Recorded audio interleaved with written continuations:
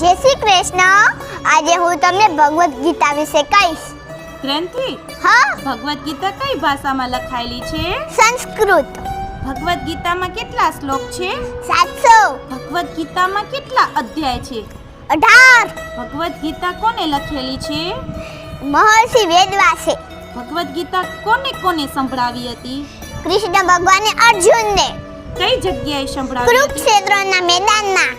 અર્જુન સિવાય ભગવદ ગીતા કોને સાંભળી હતી? સંજય અને ધૃતરાષ્ટ્ર. અર્જુનના સારથી કોણ બન્યા હતા? કૃષ્ણ ભગવાન.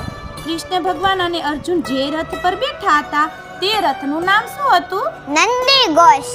તે રથ કોને આપ્યો હતો? અગ્નિદેવે. તે રથની ધજા પર કોણ બિરાજમાન હતું? હનુમાનજી. કુરુક્ષેત્રના મેદાનમાં કોની વચ્ચે યુદ્ધ થયું હતું? પાંડવો અને કૌરવો. કૃષ્ણ ભગવાનના ધનુષનું નામ શું હતું? સારંગ. અર્જુનના ધનુષનું નામ શું હતું? ગાંડીવ. કૃષ્ણ ભગવાને અર્જુને ભગવદ ગીતા સંભળાવી તેના પહેલા ભગવદ ગીતાનું જ્ઞાન કોની પાસે હતું? સૂર્યદેવ.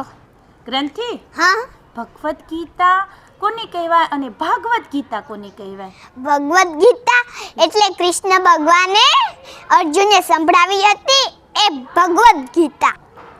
અને ભાગવત ગીતા એટલે સુખદેવજી મહારાજે પરીક્ષિત રાજાને સંભળાવી હતી તે ભાગવત ગીતા.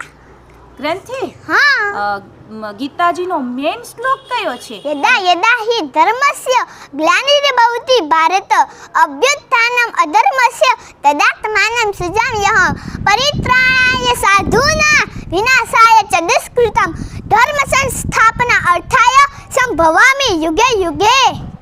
જય શ્રી કૃષ્ણ.